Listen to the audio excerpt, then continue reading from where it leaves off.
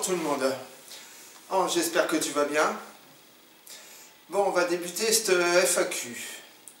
Alors déjà, tu vas te la mettre à la cool, tu vas te détendre, installe-toi, la vidéo va durer longtemps.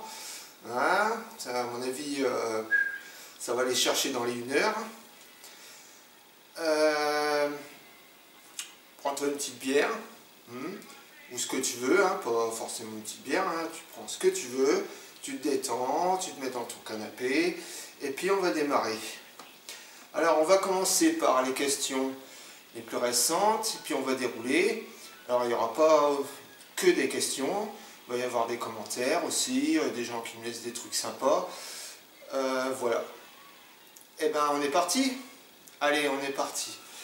Alors on va commencer par... Oh bah déjà ça commence bien les noms, je te le dis. Alors tu m'excuses si j'ai braché les noms, mais là il y a des trucs, c'est chaud quand même. Alors, Abdelafil Soulfi, il me dit bravo, votre travail... Non, alors attends, on recommence. Bravo, vous travaillez avec passion et ça se voit. Je vous remercie de votre générosité, bon courage. Eh ben, Youssef, merci bien de ton commentaire, c'est vraiment très sympa. Ça me fait vraiment plaisir, merci de me suivre. Voilà, c'est tout, hein. C'est cool. Continue, continue. Ensuite, Fidji. Alors Fidji me dit, salut. Pourrais-tu nous montrer comment aiguiser un racloir? J'ai acheté un jeu et je n'arrive pas à lui sortir un morphile. Merci pour tes vidéos sans prise de tête, c'est sympa, à plus. Eh ben moi je te dis que c'est une très très bonne idée de faire une vidéo là-dessus. Je vais y penser, je pense que je vais faire ça récemment. Bon, alors récemment, patience, patience. Hein. Mais je vais essayer de te sortir ça, ouais, dans le mois de janvier par exemple, hein, on va essayer de faire ça, voilà. Et merci, hein, merci, c'est vrai que moi je pas prise de tête, hein, je fais des vidéos, ça plaît pas, tant pis, tant mieux, voilà. Donc merci pour ton commentaire sympathique, et puis tu as juste section de vidéos de comment affûter des racloirs, ce que je vais y penser sérieusement. Ensuite, on a DIS Vincennes. Alors, c'est un collègue qui fait des vidéos sur YouTube. Je te mets le commentaire. Dans quelle région habites-tu? Eh bien, moi, j'habite dans la région de Champagne-Ardenne, donc dans la Marne. Mon petit village s'appelle Mardeuil, qui est assez accolé à Épernay. Donc la capitale du Champagne, hein, Épernay. C'est là où on a l'avenue de Champagne par exemple, si tu veux te situer. D'ailleurs, tiens, ici je vais te mettre des petites photos de ma région, de Mardeuil, et puis d'Épernay, et puis de la vallée aussi, voilà. Merci pour ce commentaire, c'est sympa. Non, ce n'est pas un commentaire, c'est une question. Voilà, tu sais où j'habite. Donc on passe à un autre commentaire. Alors c'est Terzep. Alors qui es-tu, il me dit. Tu bosses pour qui? Tu fais quoi dans le bois? Ton parcours pro et scolaire? Ton essence de bois préférée et pourquoi? Comment protèges-tu le chêne en gardant la teinte naturelle sans assombrir le bois? Attends, il y a une suite. Ah oui, j'en laisse un peu pour les autres. Oui, tu as raison d'en laisser un peu pour les autres. C'est pas mal. Alors, il y a déjà de quoi faire. Alors, qui es-tu? Alors, moi, je m'appelle Christophe. Mon nom de famille, c'est Petit. Je suis né le 5/5/75. Donc, j'ai 42 ans.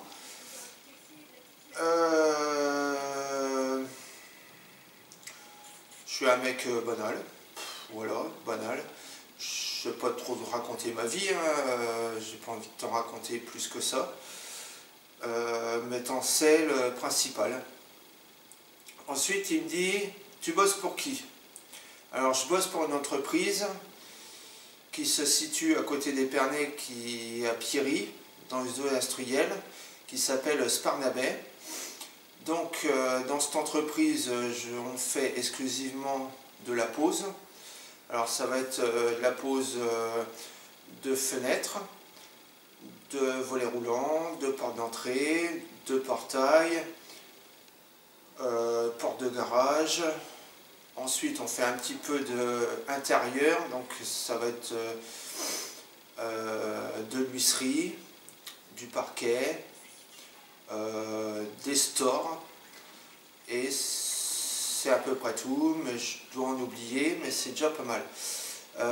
Sinon, moi, je suis plus spécialisé dans la pose de fenêtres, volets roulants, portes d'entrée, parce que dans cette entreprise, on est à peu près 4-5 équipes qui ont chacun leur domaine. Donc il y en a qui vont faire du portail, la porte de garage, et puis les autres ils vont faire les fenêtres, volets roulants, volets battants aussi. D'ailleurs je fais du volet battant aussi.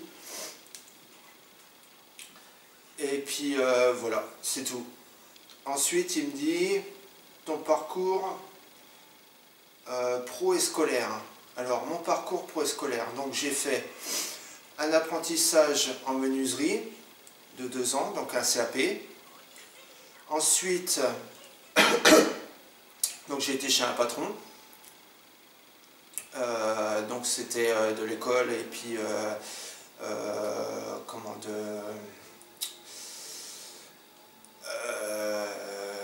de la pose hein, chez un patron. Donc chez ce patron-là, c'était pas vraiment de la pure menuiserie, hein, on touchait pas beaucoup au massif.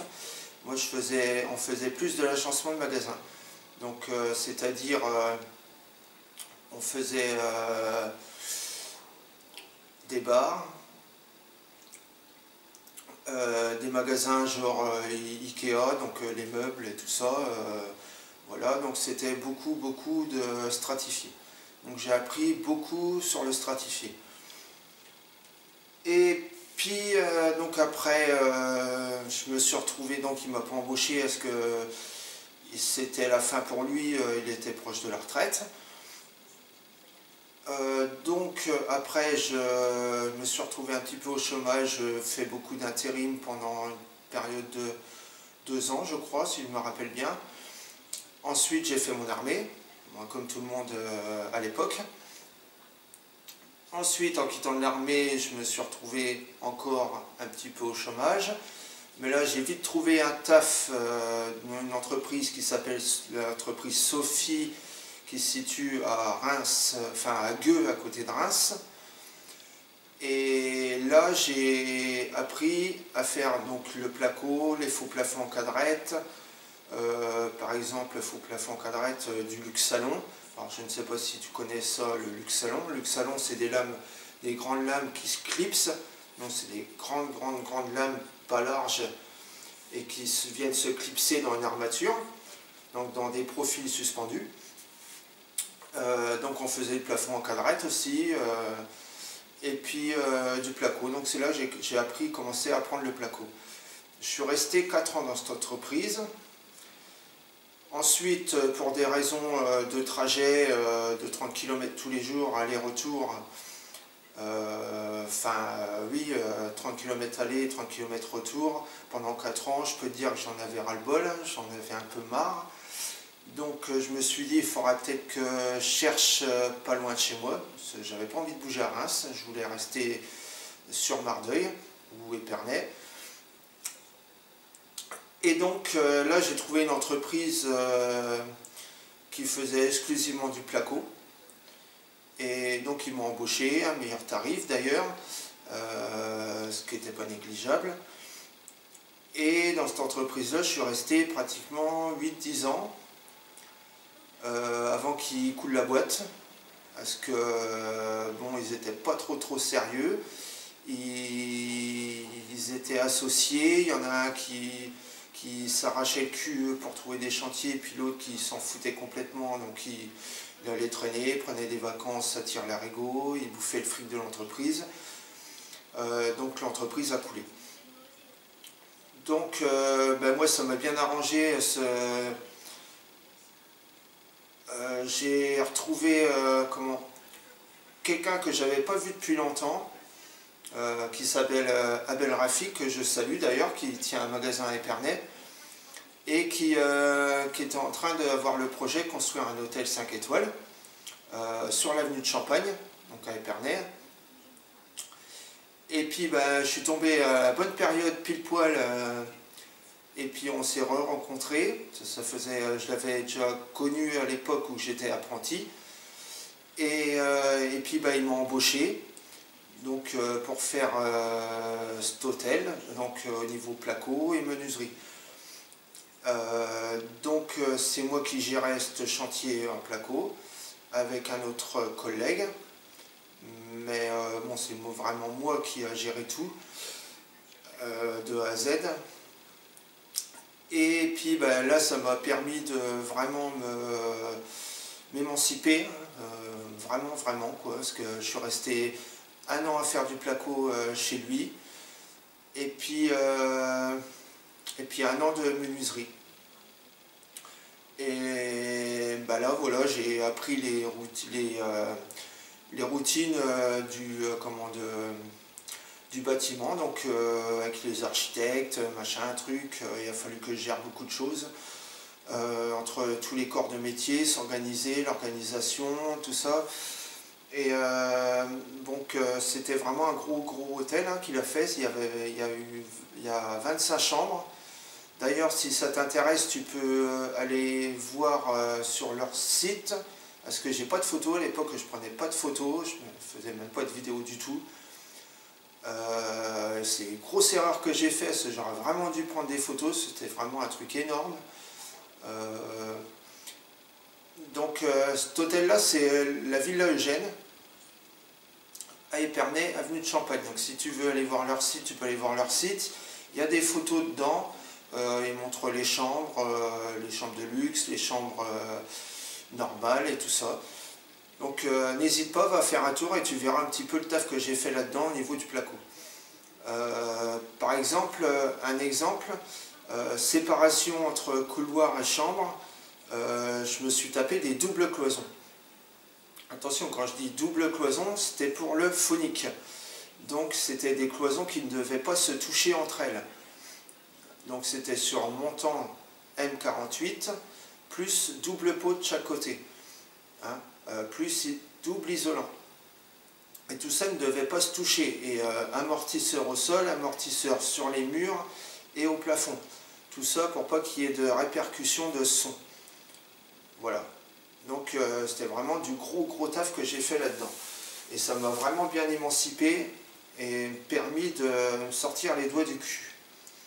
Mais bon, déjà avant, hein, j'ai déjà appris pas mal, hein, pendant 8 ans plus 4 ans de placo, je connaissais déjà ça pas mal du tout. Alors voilà, la question là elle est passée. Alors il me dit ton essence de bois préférée, pourquoi? Alors mon essence de bois préférée, moi c'est le chêne, parce que pour l'instant les autres bois luxueux je ne connais pas, j'en ai pas travaillé encore, mais j'aime bien le chêne. Le chêne c'est un bon bois, bon, c'est déjà un bois précieux, le chêne, pensez pas que c'est pas un bois précieux, le chêne c'est du bois précieux. Et voilà, donc mon bois préféré c'est le chêne. J'ai loupé une question, tu fais quoi dans le bois? Qu'est-ce que je fais dans le bois? Ben, dans le bois, je fais... Attends, ta santé. Chin chin.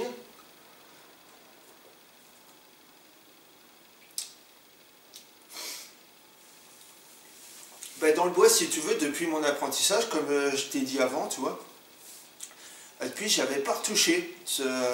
J'habitais en appartement, j'avais pas de place pour mettre des machines ou quoi que ce soit.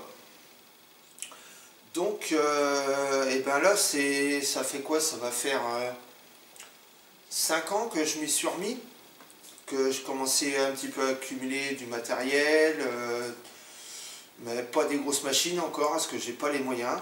Ça va sûrement venir, mais j'ai pas les moyens pour l'instant. Et donc, ce que je fais dans le bois, pour l'instant, je redémarre plutôt. Donc, tu pourras me reposer peut-être cette question-là dans 10 ans, je pourrai sûrement t'en dire plus. Alors ensuite, il me demande comment protéger du chêne en gardant la teinte naturelle, sans assombrir le bois. Eh ben, écoute, ça c'est vraiment difficile, parce que quoi que tu vas mettre sur ton bois, sur du chêne, tu vas, même une autre essence, tu vas forcément l'assombrir un minimum. Donc, pour garder vraiment une bonne teinte naturelle, eh ben, quelque chose d'incolore. Voilà, c'est ce qui va te permettre, voilà, j'ai un rototo, de ne pas trop assombrir le bois. Ce que tu peux faire avant, c'est tu as du chêne qui est assez foncé, ou du vieux chêne qui est foncé. Ce que tu peux faire, c'est utiliser l'eau oxygénée pour le éclaircir. Donc ça, c'est une très très bonne technique pour éclaircir du chêne. Ça se passe en plusieurs fois, hein. Tu passes ça au pinceau, tu attends que ça prenne, donc ça fait remonter toutes les impuretés du chêne. Ensuite tu le reponces, tu le grattes, tu le ponces, ou tu le ponces, et tu remets une couche au pinceau, etc. etc. Mais bon, il y a une limite, hein, bien sûr, hein. Tu ne peux pas arriver par exemple à un blanc comme ça, hein, tu vois, ça c'est pas possible. Mais voilà une technique pour éclaircir du chêne, et ensuite tu viens mettre une finition. Ensuite, ensuite c'est une autre question de Seth Sirma. Alors il me dit, ah non, c'est pas ça, je me suis trompé, excusez-moi, ça c'est une réponse. Ensuite, c'est une autre question, c'est Xavier Nebel. Alors, salut. Tu nous as fait une vidéo sur la teinture de couleur. Et j'ai plusieurs questions. Avec quel type de peinture fais-tu la teinte? Car pour ma part, je ne trouve que des pots de peinture acrylique, donc à l'eau. Et ça ne se mélange pas à l'huile de lin. Attends, il y a une suite.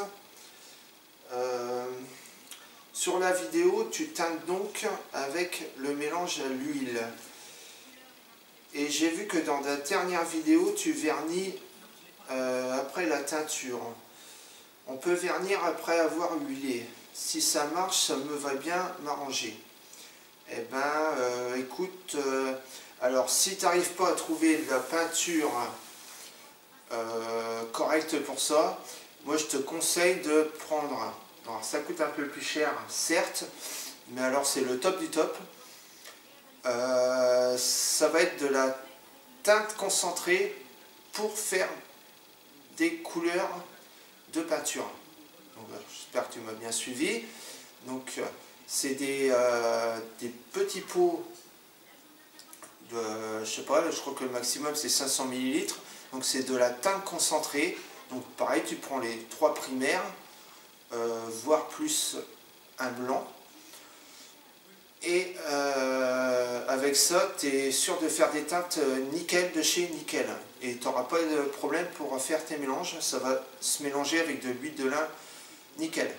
Alors n'oublie pas de mettre un accélérateur. L'accélérateur, c'est ce qui va faire sécher ton huile de lin. C'est suite à cette question-là qui dit sur ta vidéo, tu teintes donc avec des mélanges à l'huile, et j'ai vu que dans la dernière vidéo tu vernis par-dessus l'huile qui est sèche. Oui, donc l'huile, si tu mets un accélérateur, va sécher et tu pourras vernir par-dessus. Voilà. Continue tes vidéos et vivement la prochaine. Eh ben, je te remercie, c'est sympa. Vraiment très sympa, Xav, je te salue. Alors, une autre question. Alors non, c'est pas une question, c'est un commentaire. Très bonne vidéo, continue comme ça. Et ça c'est sur la vidéo c'est quoi des gauchires. Henrik Oliveira, je te remercie de ton commentaire, c'est vraiment très sympa. Les mecs c'est cool, vous me laissez des commentaires, j'aime bien, continuez comme ça, n'hésitez pas.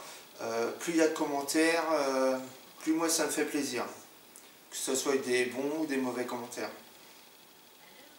Ensuite, une seconde question de Dupont-Durand. Alors, il me dit, c'est super, bravo, vous et merci. Alors, c'est sur le meuble étagère. Tu peux me tutoyer, moi je te tutoie, donc tu me tutoies, hein, pas de problème.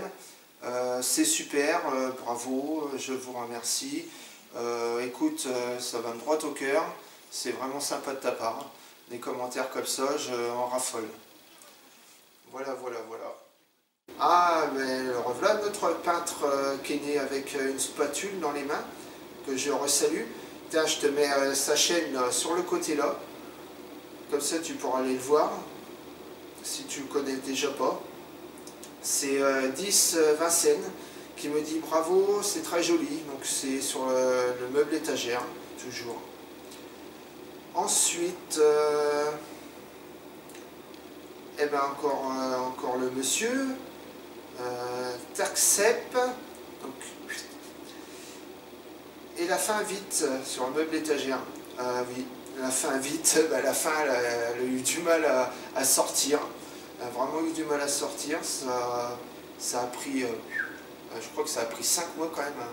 J'ai vraiment eu du mal, parce qu'il y a un moment, voilà, j'avais pas mal d'occupations, il fallait que je m'occupe de plein de choses personnelles, et puis tu vois, trouver du taf en dehors de mon boulot chez mon patron, quoi. Et donc je taffais pas mal, quoi. Et d'ailleurs je vais te faire une petite vidéo sur les photos que j'ai prises sur mes chantiers, bon pas tous les chantiers, hein, mais sur certains chantiers que j'ai fait. Je vais te faire un petit montage photo en vidéo. Donc voilà, elle est arrivée la vidéo, mais elle a mis du temps, ouais, c'est vrai. Takayaka, salut Pascal. Pascal, tiens, je te mets aussi sa photo. Pascal, j'ai hâte de voir la fin maintenant, merci Christophe. Pascal, faut pas être impatient comme ça, hein. Elle est arrivée, hein, la vidéo. Tchuss Pascal.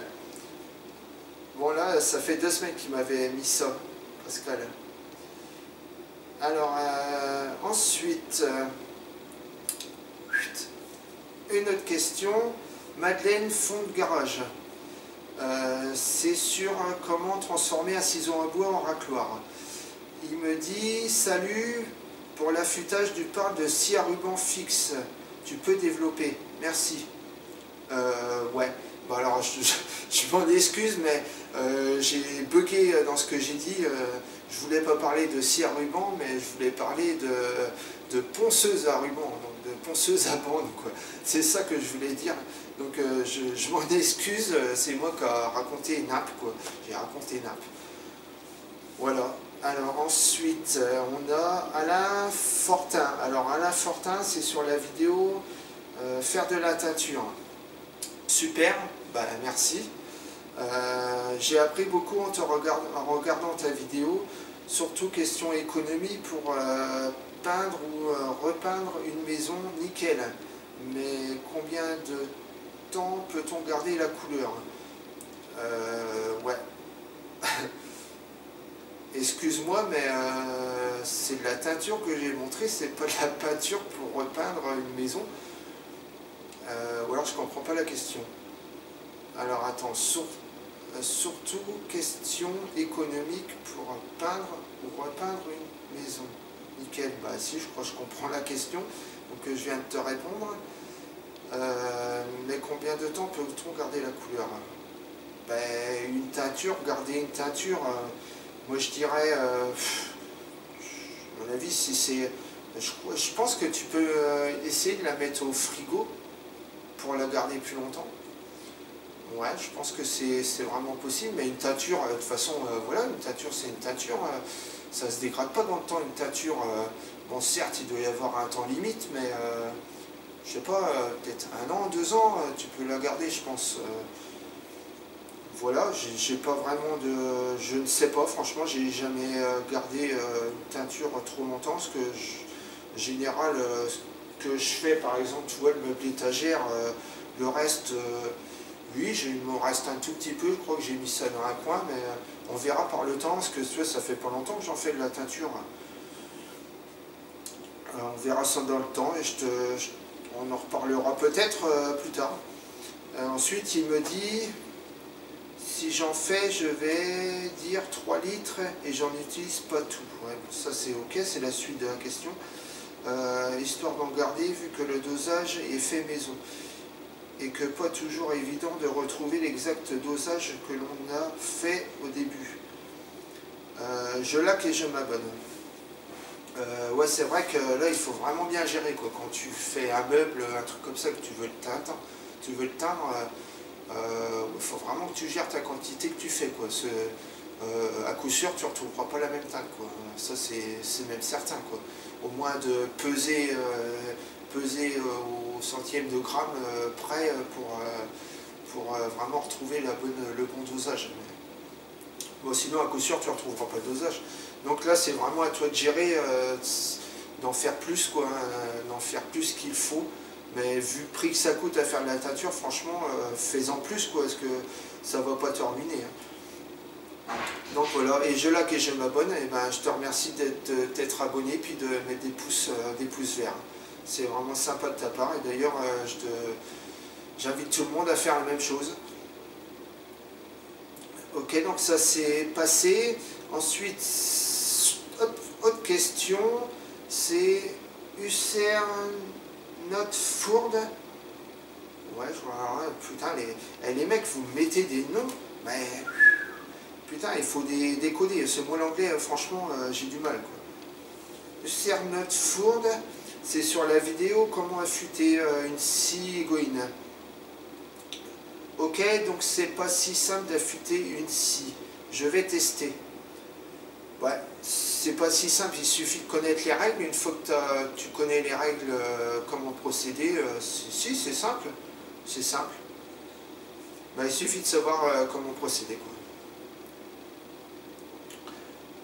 Autre question, Mathieu Boudcon. Boudcon, ouais. Résultat génial. Alors ça c'est sur la teinture aussi. Eh ben, je te remercie, c'est sympa de ta part de me suivre et tout. Une autre question de la même personne, et pour ceux qui ne connaissent pas, pour avoir un marron délicieux afin d'être super beau, il existe du brun de noix, ça donne vraiment un effet génial. J'ai testé sur du sapin blanc. Ah ouais, c'est vrai que le brun de noix il est vraiment top, c'est top, ça fait une belle couleur. Et d'ailleurs tu peux même l'éclaircir, le foncer je crois. Je sais pas trop ce qu'il faudra rajouter dedans, mais ça doit pouvoir se faire. Bah écoute, je te remercie aussi de ta question. Bah encore la même personne. Je te la mets là. Moi je prends du pigment de couleur, c'est en poudre pour l'huile de lin. Ouais, tu peux prendre ça aussi. Alors du pigment en poudre, peut-être pas le... Ouais, si, du pigment quelconque, ça doit le faire. Et ouais, ça peut remplacer ce que je te parlais, les teintures concentrées là, pour la peinture.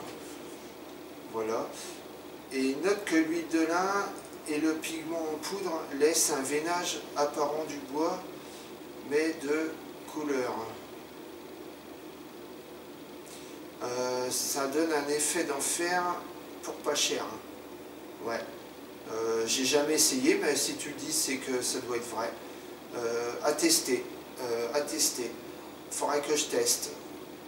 Je testerai ça, un de ces quatre. Je te remercie pour ta question et on file, il faut qu'on file. Je passe à une autre question. Irma Doucette. Irma Doucette, c'est avec quoi tu rénoves un meuble? Merci de partager ton savoir. Perso, j'adore ton naturel. Continue comme ça. Eh ben, je te remercie. Je te fais des gros bisous. J'espère qu'il n'y a pas ton mec à côté de toi. Ben, je te fais quand même des gros bisous. Voilà. Ben, je te remercie, c'est sympa ton commentaire, ça me touche. Autre question. Michel Stebler, pardon. Michel Stebler, merci pour ta bonne explication, continue comme ça fait plaisir de voir un jeune gars passionné par son métier. Alors c'est sur la vidéo, c'est quoi dégauchir? Ah bah là, putain, je vais commencer à rougir moi avec vos conneries là, les mecs, arrêtez. C'est trop sympa vos commentaires là. Top quoi, c'est top. Je te remercie aussi, du fond du cœur, je te remercie. Tes commentaires, de me suivre et tout. Alors, tiens, un autre collègue, que je te mets sa petite photo dans ce coin-là et sa question dans ce coin-là. Sébastien Delahaye, bravo, ça donne envie de tester. C'est sur la vidéo teinture. Et ben, je te remercie aussi de tester. Faudrait un C4 qu'on se fasse une collaboration avec plusieurs internautes qui font des vidéos, là, un petit peu comme moi. Là. Ça pourrait être sympa, il faudrait qu'on trouve une idée ensemble et qu'on se fasse ça, de ces 4. Donc ben, je te remercie. On passe à une autre question.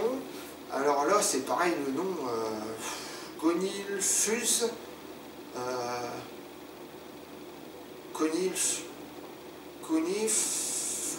Conifluz. Tu vas te reconnaître, hein, je te mis en commentaire là. Désolé de saboter vos noms, les gars, mais sans déconner, j'ai du mal. Joli travail, impressionnant. Ah, alors ça c'est sur ma vidéo aussi circulaire. C'est ma toute première vidéo que j'ai fait. D'ailleurs, je cause très mal dedans. C'est ridicule, quoi.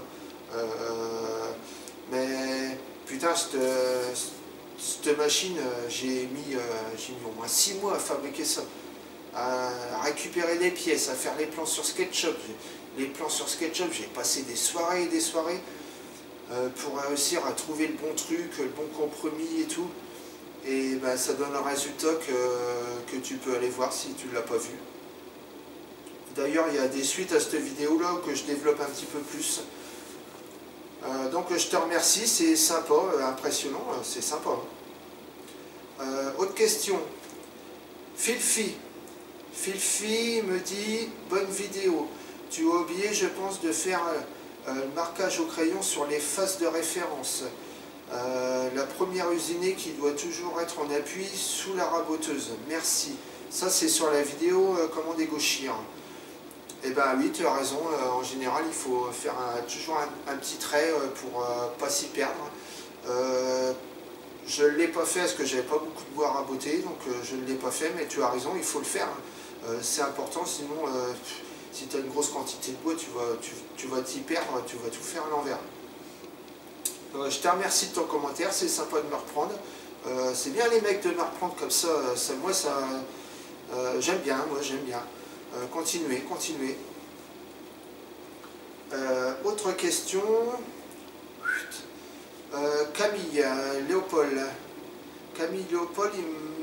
Elle me dit, hein, je pense, hein, Camille, franchement cette vidéo n'est pas sans intérêt. Tes explications sont claires et je t'encourage à poursuivre. Tu m'as apporté utiles conseils pour dégauchir et raboter. Merci. À Camille, ça fait plaisir de voir une fille qui fait de la menuiserie. Ah, moi j'adore. Parce qu'en général, les filles sont beaucoup plus délicates, finisseuses que nous. Hein. Moi, je vous dis, les mecs, vous avez du boulot pour les rattraper là-dessus.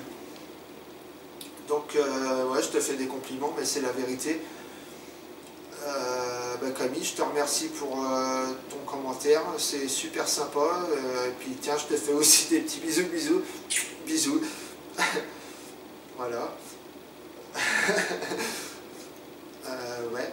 Alors, seconde question, toujours sur comment dégauchir, c'est Ced Simia. Juste une chose, il faut dégauchir juste à plat et un champ, pas les deux champs. Non, pas forcément.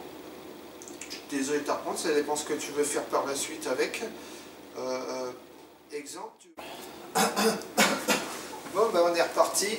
Excusez-moi pour cette coupure, mais ma carte mémoire était pleine. Il a fallu que je fasse de la place. Un peu de détente, hein, là, ça fait 15 minutes que je cause avec vous. Hein. Et quoi dire, il y en a encore. Hein. Comme cette Sirmia là, qui me posait la question, faut juste dégauchir un champ, pas les deux. Donc j'étais en train de dire, celle-là elle remonte à un mois la vidéo, hein. Donc après je vais passer à toi pour l'escalier. T'inquiète pas, ça vient, ça vient. Donc pas forcément, quand je disais par exemple tu veux assembler, tu veux faire du collage de panneaux, tu veux coller des panneaux entre eux, ben, autant dégauchir les deux champs. Pourquoi tu dégaucherais pas les deux champs? Si par exemple tu dégauches qu'un champ et puis que l'autre tu veux le repasser sur la scie à format, bon, si tu as une scie à format de professionnel, certes tu vas faire une ligne parfaite, mais si c'est pas trop le cas, en général ta ligne ne va pas être parfaite, quoi. Donc tu vas faire ton collage, ça va se voir. Donc tu dégauches tes deux champs et là tu es sûr d'avoir un champ nickel, quoi. Donc voilà, tu vois, par exemple ça peut servir à ça, dégaucher les deux champs. Et puis sur d'autres choses aussi, hein. Tu sais, une dégo ça sert à beaucoup de choses.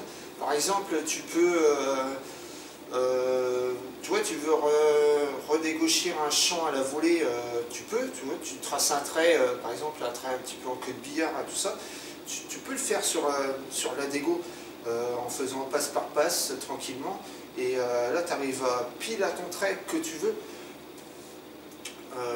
Voilà, mais oui, dégauchir les deux champs, je suis désolé de te contredire, hein, mais tu peux, c'est possible dans certains cas, quoi. Voilà, c'est même conseillé. D'ailleurs, Phil J répond à cette question-là, et pourquoi pas si tu utilises ta face plane de référence. Ouais, ben voilà, ben ça correspond un peu à ce que je disais. Donc, une autre question. Seth Sirma, toujours, il me dit, t'es du Nord, TZ Autronan.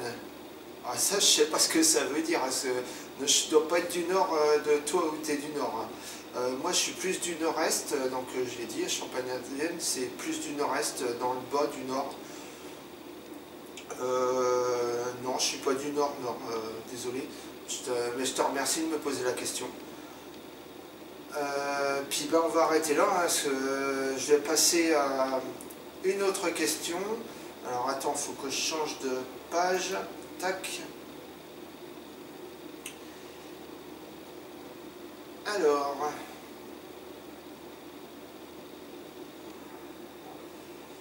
Donc là voilà, là ça va être des messages qui ne concernent pas les vidéos.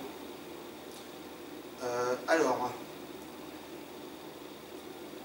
question, Terzep, toujours, il me dit « Salut Christophe, pourrais-tu m'aider pour la réalisation de mon escalier? Je suis parti sur des marches de 19 cm de haut et 25 cm de profondeur. » Alors là, la question est grande et puis il y a de quoi répondre. Donc, attends, avant, je me... Le petit gosier, le petit pompon, t'as vu, j'ai mis un beau petit machin pour toi de Noël, ça va être les fêtes. Alors, on reprend la question. Je suis parti sur des marches de 19 cm de haut et 25 cm de profondeur. Donc, entre mes deux murs parpaings, j'ai 83 cm. Deux limons crémaillère. Donc, ok, c'est des limons crémaillère fixés aux murs latéraux. Limons de 40 mm d'épaisseur. Mais quelle hauteur maximale je complète qu'il faut mettre. Après il me dit, attends, je vais reprendre, j'ai tout et après je reprends machin par machin. Des marches en chaîne de 35 cm d'épais, des contre-marches de 22 mm d'épais et cet escalier sera droit. J'aimerais faire quelque chose dans ce style, donc je te mets la photo qu'il m'a montré. Mes sections de bois te paraissent-elles suffisantes dimensionnées? As-tu des conseils? Alors oui, j'ai des conseils. Ça en tient qu'à moi les conseils, mais des marches déjà de 19 cm de haut et 25 cm de profondeur. Alors déjà, on va éliminer les 19 cm de hauteur et tu peux éliminer tes 25 cm de profondeur. Je vais t'expliquer pourquoi. Parce que je vais te mettre un site là, c'est un calcul des dimensions d'escalier. Donc tu vas aller le voir, ce site là. Et d'ailleurs c'est pas le seul qui existe. Il suffit que tu tapes sur Google, qu'est-ce que je viens de dire, calculateur de dimensions pour escalier. Et tu as plusieurs sites qui proposent ce système là. Hop, et alors ce site, là je suis dessus, ce site, son but, ça va être de te calculer tes dimensions d'escalier, c'est-à-dire tes hauteurs de marche par rapport au nombre de marches que tu veux avoir et ta largeur des marches aussi. Donc ça c'est un site qui est vraiment super bien parce que tu rentres toutes les références que tu veux dedans. Par exemple, tu rentres ton unité, donc en millimètres, en centimètres, etc. Ta hauteur, donc la hauteur de marche approximative que tu veux. Donc là, en l'occurrence, tu m'as dit, combien tu m'as dit? Tu m'as dit 19 cm de haut. Donc tu rentres 19 cm de haut. Ensuite, tu vas rentrer ton nombre de marches que tu veux. Après, tu vas rentrer ton giron. Alors, giron, oui, c'est un terme professionnel, mais tu as un plan dedans qui t'explique tous les termes. Hein, donc, tu ne peux pas te planter. Et là, en l'occurrence, le giron bah, c'est ta largeur, ta profondeur de marche. Ensuite, après, tu as à rentrer dedans ton emprise. Bon, pareil, hein, tout ça, c'est référencé, tu ne peux pas te planter. Ton échappée souhaitée, ta trémie, ton épaisseur de dalle, donc ça c'est l'épaisseur de dalle de l'étage, ton palier intermédiaire, et puis après tu lances le calcul, le machin il va te faire le calcul tout seul et il va te donner tes profondeurs de marche, tes hauteurs de marche définitives, ta longueur d'escalier, ça tu vas l'avoir parce que c'est toi qui vas le calculer, et avec ça tu auras même ton épaisseur, tes épaisseurs, ouais. Voilà, donc je te conseille d'aller voir ce site là et puis de l'utiliser parce qu'il va te faciliter la vie. Et après il me dit donc entre les deux murs parpaings, donc j'ai 83 cm. Donc là tu vas voir, c'est déjà pas mal large, hein, 83 cm. Mais bon, peu importe, hein, tu peux faire 1 mètre, 1,50 m, hein, ça c'est pas un problème. Donc tu vas fixer 2 limons crémaillères sur les murs latéraux. Donc c'est une bonne solution. Alors par contre, moi je te conseille c'est de faire ton assemblage complet avant et puis de venir poser ton escalier. Au moins que tu n'arrives pas à le passer, tu n'arrives pas à le rentrer une fois qu'il est fabriqué entièrement, quoi. Mais sinon le mieux c'est de faire ça, parce que tu vas pouvoir dans tes limons tu vas pouvoir faire tes feuillures, tu vois, et puis faire un assemblage correct en sandwich et puis venir poser ton escalier et après le fixer dans tes parpaings. Donc après il me dit, donc ça va être un limon de 40 mm d'épaisseur. Mais quelle hauteur maximale? Donc je pense que la hauteur, tu veux parler de la largeur. La largeur pour avoir un support assez costaud. Donc déjà, 40 mm d'épaisseur, ouais, moi ça me paraît pas mal. Ça me paraît bien, ça me paraît bien. Je pense que tu peux partir là-dessus. Et donc la hauteur maximale. Donc eh ben, je me suis renseigné, j'ai téléphoné à mon ancien patron de menuisier, monsieur Vercan, et lui il me dit que donc déjà ça sur internet, sur les calculs de dimension et tout ça, ça tu trouves pas. Tu vas pas trouver, il n'y a rien qui te dit quelle largeur qu'il faut que tu mettes. Donc lui il me conseille de partir sur 310 mm, hein. Je parle en millimètres. 310, donc ça te fait déjà une belle pièce, hein. Mais quand tu vas compter ta marche plus ta contre-marche qui redescend, tu vas vite en dessous, derrière, donc en dessous de ton escalier, tu vas vite arriver à plus grand chose quoi. Donc lui il me dit que 310 c'est la base, c'est une moyenne que les escaliers, les mecs qui fabriquent les escaliers utilisent. Donc moi je te conseille de partir sur 310.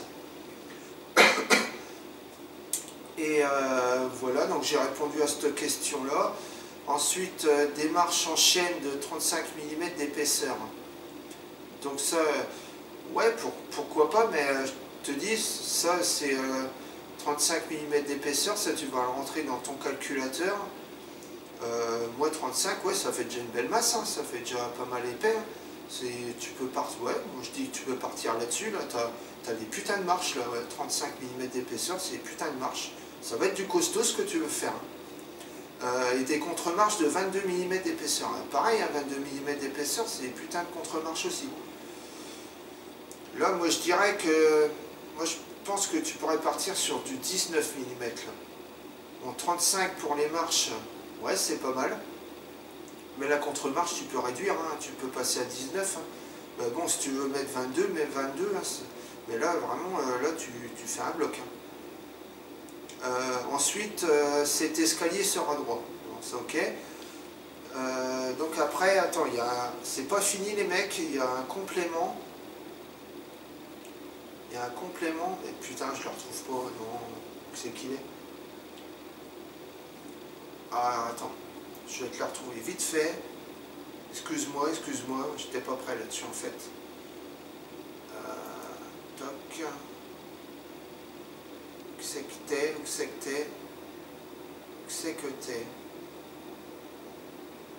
Putain, tu vas pas me dire que je l'ai plus. Ah pardon, là, il y a un putain de blanc, là. T'es où? Oh, je te retrouve plus. Oh putain, je suis désolé.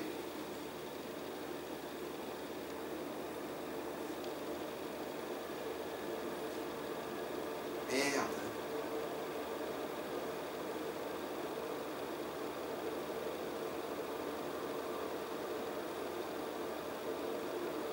Ah ben si.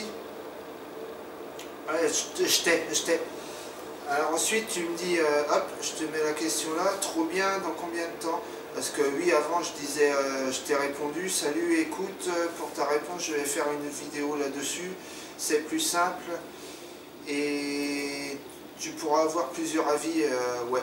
Donc ouais, tu vois, ce que je te dis là, c'est mon avis personnel, mais je lance un appel aux autres youtubeurs qui me regardent. Si vous avez votre avis à mettre là-dessus, donnez votre avis, ça fera que du plus pour cette personne. Je vous invite vraiment à le faire, il va être super content. Voilà, et ça donnera plusieurs avis, et on pourra comparer, il pourra faire son choix. Donc alors après, bah, j'en profite. Pourrais-tu m'expliquer comment acheter du bois, ce qu'il faut regarder et quelle qualité exactement? Eh ben écoute, acheter du bois, moi je te conseille d'aller en Syrie. Ouais, c'est le meilleur endroit pour acheter du bois. Qualité-prix et tout ça, tu n'auras pas de soucis là-dessus. Alors ce qu'il faut regarder dans le bois, c'est pas toujours évident quand tu n'es pas trop connaisseur de regarder du bois brut, hein. Tu sais pas trop comment voir à travers, quoi. Mais ce qu'il faut que tu regardes, c'est ton fil qui soit droit, qui ne parte pas dans tous les sens. Hein, ça ne reparte pas comme ça, comme ça. Il faut vraiment que tu essaies de trouver du bois qui a des veines assez rectilignes. Évite de prendre les plateaux du dessus, les plateaux du dessous, les premiers, quoi.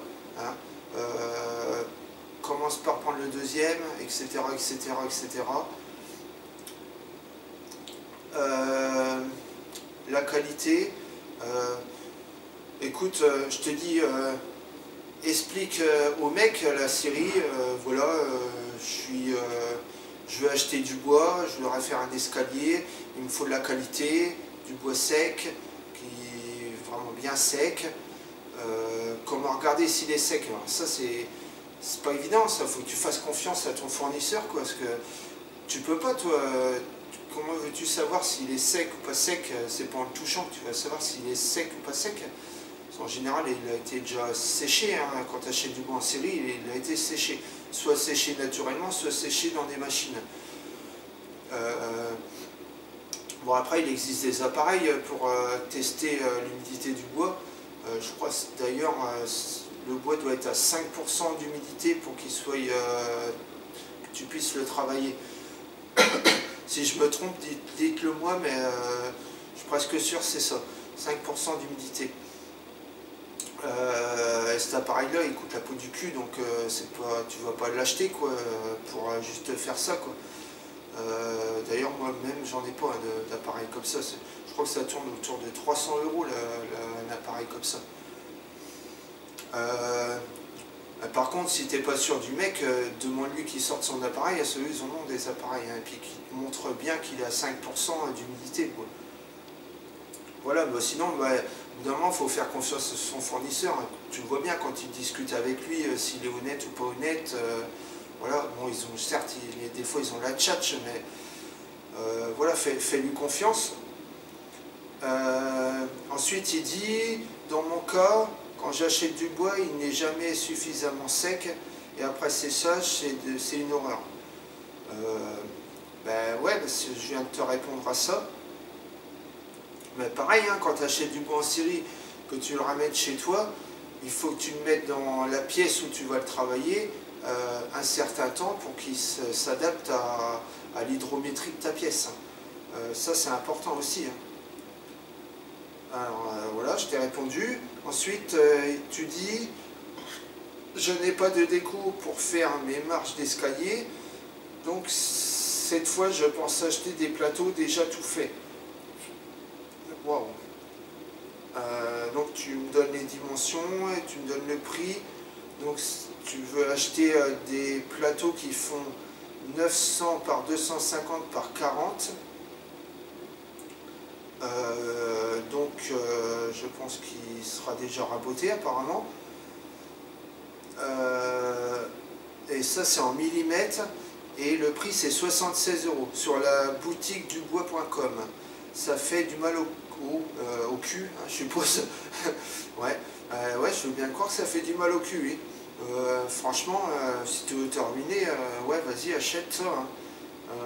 Moi, je te conseille pas, hein. Écoute, essaie de trouver une autre solution, achète-le en Syrie, essaie de trouver une solution, quoi. Essaie de trouver un petit artisan du coin qui peut te le raboter, te le dégauchir, te le raboter aux dimensions que tu veux. Tu essaies de négocier avec lui, tu lui files un petit billet, ou alors il te fait une ville pas trop salée. Mais je suis sûr que tu retrouveras dans tes frais, hein.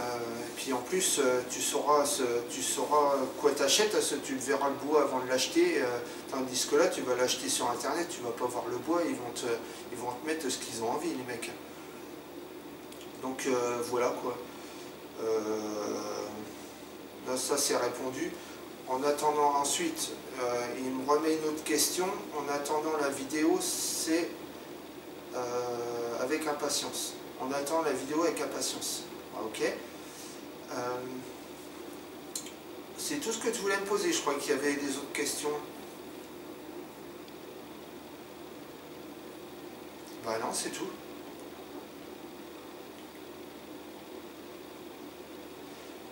Ouais, sinon, pour compléter aussi, vu que tu n'as pas de Lego,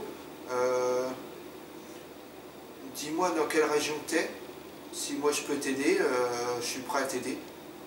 Donc si tu n'es pas loin de chez moi, alors soit que tu l'achètes, tu viens avec le bois, on le dégouchit, on le rabote ensemble, on le précoupe, ou alors moi je peux te trouver une scierie dans mon coin. Si tu es vraiment pas loin, un jour tu viens, on va à la scierie, on choisit le bois ensemble, on sélectionne, on le met de côté, et puis tu reviens un autre jour, le bois il sera livré, moi j'irai le chercher moi-même hein, par mes propres moyens, et puis on fera ça ensemble. Si t'es pas loin, si t'es loin, c'est même pas la peine d'y penser. Ou alors, pareil, je lance un appel aux autres youtubeurs, si ils peuvent l'aider, qui sont dans son coin à lui. Donc je sais pas dans quelle région que t'es.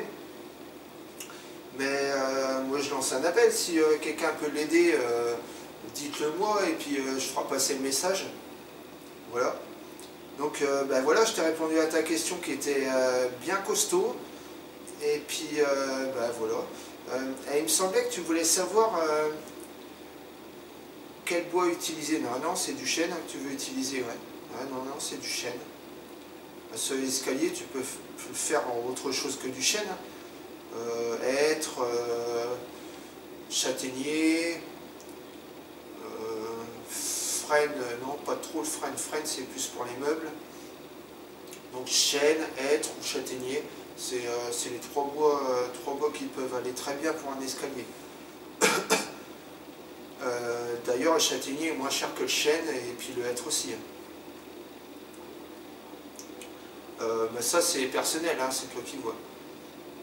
Voilà, donc je te remercie pour ta grande question que tu m'as posée. J'aime bien ces questions-là, ça me permet de chercher un petit peu des trucs, des infos et tout ça. Voilà. Donc je te remercie, je te salue et merci de me suivre sur ma chaîne. Ensuite on a une question de Cédrim Sirma qui me dit: salut, je suis à la recherche d'un moteur Lurem, connais-tu ça? Merci. Non, je suis désolé, je connais pas un moteur Lurem. Par contre bientôt je sais que mon patron donc là où dans la vidéo comment dégauchir, j'utilise la machine que tu vois là dans la vidéo. Et cette machine là, c'est pas à moi, c'est à mon patron justement. Donc le bois, quand j'ai besoin d'aller dégauchir, raboter du bois, je vais chez lui pour le faire. Et je sais qu'il est en projet de la revendre d'occasion. Sûrement une misère. Mais c'est pas tout de suite, hein, moi j'ai dit le fais pas tout de suite, j'en ai encore besoin tant que j'en ai pas acheté une. Ouais, je compte acheter des machines bientôt. Ça va être sûrement d'ailleurs du Fender. J'adore cette marque, c'est vraiment une marque leader sur le marché. Certes c'est cher, mais c'est vraiment du costaud et de la fiabilité, on fait pas mieux. Voilà. Donc ouais, il y a peut-être possibilité de trouver un moteur Lurem, mais ça serait en achetant le combiné, quoi. Mais dans plusieurs mois. Donc voilà, j'ai répondu aux questions. Tac tac. Je pense que ça va être pas mal, on va déjà arrêter là. Hein. Parce qu'il y en a d'autres, mais ça remonte à loin quand même. Ouais. Ça remonte à loin. Hein. Attends voir.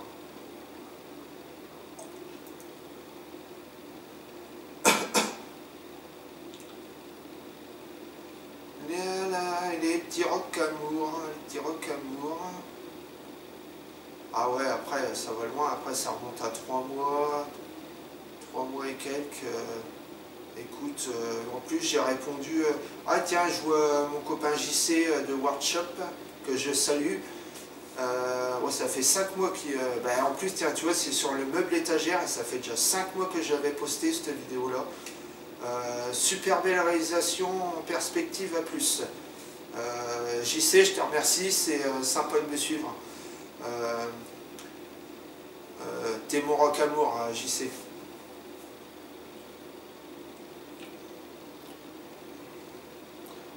Testoutil.fr aussi que je salue. JC, je te mets ta page là. Comme ça c'est fait. Et testoutil.outillage.fr, je te mets ta page là aussi. Il me dit merci pour cette vidéo, ça me rend compte qu'il est grand temps d'affûter mes scies. Donc vous avez compris quelle vidéo que c'était. Voilà, je te remercie aussi de ta question. Bon allez, on arrête là les petits loups, ça fait déjà pas mal de temps. Il y a un bon petit montage à faire là-dessus.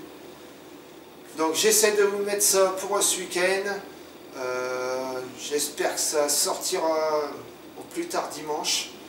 J'espère même avant. Et puis écoutez, je vous souhaite de bonnes fêtes et puis on se revoit bientôt pour une vidéo sur tournage sur bois pour les fêtes de Noël. Et tous mes petits Rockamour qui me suivent, je vous souhaite une bonne journée ou une bonne soirée, tout dépend de l'heure que vous me regardez. Et puis je vous dis ciao, bye bye, à plus les mecs et les filles. Ciao.